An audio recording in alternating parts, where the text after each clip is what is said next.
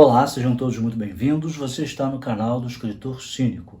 Eu não poderia terminar o ano sem fazer um vídeo falando justamente sobre livros, que é o objetivo desse canal, e também desejando para vocês um 2023.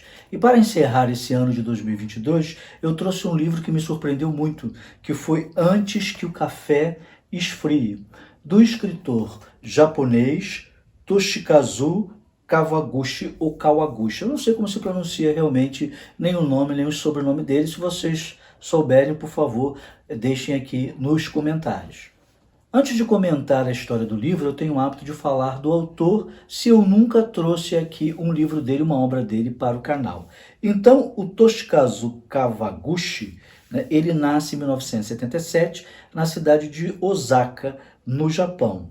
E ele é um dramaturgo. Tanto que este livro, antes de ser escrito em prosa, ele foi uma peça de teatro. E a gente vai perceber isso porque existe uma repetição em cada parte do livro que eu só fui entender porque isso acontece quando você escreve uma peça para marcar bem o texto e as cenas. E você nota ao decorrer da história essa repetição para marcar justamente cada bloco da história que vai se desenvolver.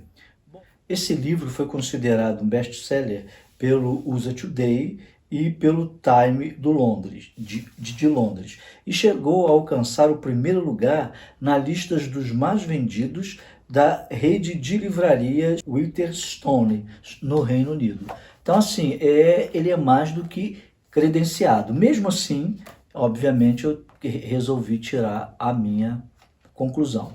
Mas vamos à história do livro. O que nos conta Antes que o Café Esfrie? Numa rua escondida de Tóquio, existe uma cafeteria aonde corre uma lenda, que quem entrar ali vai conseguir voltar para o passado. Então, os personagens que vão ser apresentados para nós vão passar por essa experiência também.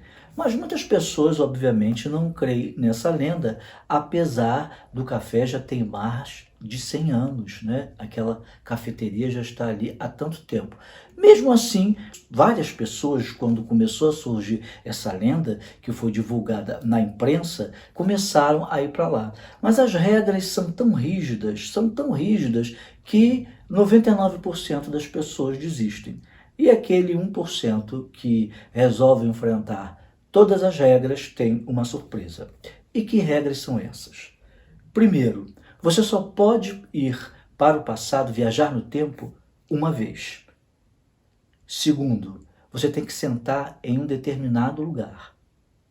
Terceiro, durante o período em que você fizer essa viagem no tempo, você não pode sair deste lugar.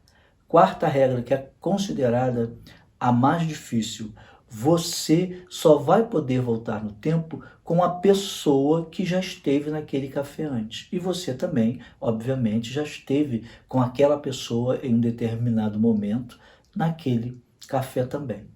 E a quinta regra é: você não vai conseguir mudar nada, mesmo voltando ao passado. Aliás, tem mais uma regra, a sexta regra. Você precisa tomar esse café antes que ele esfrie. Porque se você deixar ele esfriar, você vai ficar no limbo. Ou seja, nem no presente, nem no passado e nem no futuro. Então, a partir daí, delineadas 4 histórias do livro, como se fossem 4 contos. Eu vou ler o título para vocês: Os Namorados, Marido e Mulher, As Irmãs e Mãe e Filha. Então, no começo, o leitor vai sentir uma dificuldade em entender. Primeiro, porque é feita a apresentação de todos os personagens e acontecem determinadas cenas que você não entende o porquê que elas estão ali. Você acha que são cenas gratuitas. Por que o autor colocou? Mas a partir do momento em que você for lendo as histórias, tudo aquilo que foi te apresentado nas primeiras páginas vai se encaixando. E quando o romance termina, apesar de serem 4 histórias separadas, elas se interligam e tem todo um sentido. porque esses personagens estão sempre ali gravitando, interagindo na cafeteria. Então, como eu falei, o primeiro são os namorados. É um casal e que está discutindo dentro do café porque ele está indo embora. E ela não quer que ele vá. E age de uma forma que depois ela vai se arrepender. Como ela sabe da lenda desse café, ela resolve também voltar no tempo. Mas não vai ser assim, é num estalo não. A história vai se desenvolvendo até que ela consiga fazer isso.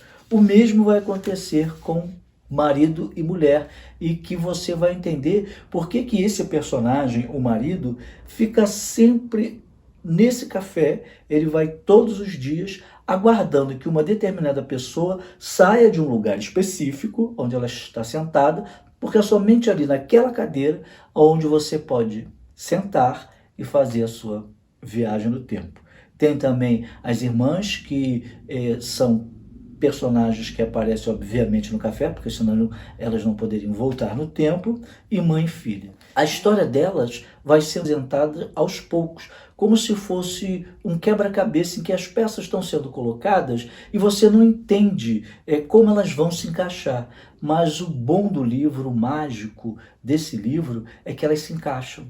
As histórias todas, apesar de serem independentes, serem dramas de cada personagem que nos é apresentado, ela vai formar uma paisagem, e aí a gente vai entender o porquê de Antes que o Café Esfrie, onde vários problemas tentam ser resolvidos e somente uma volta no passado para você resolver o problema seu interior, porque você não vai mudar o passado.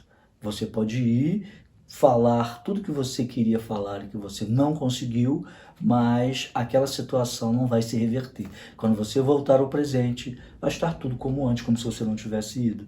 Mas vale a pena pela sua descoberta interior e pelo seu alívio. Então é um livro assim que ele é recomendadíssimo. E eu, Antes que o Café Esfrie, volto a desejar para todos vocês um feliz 2023. E a gente se encontra no próximo vídeo. Até lá!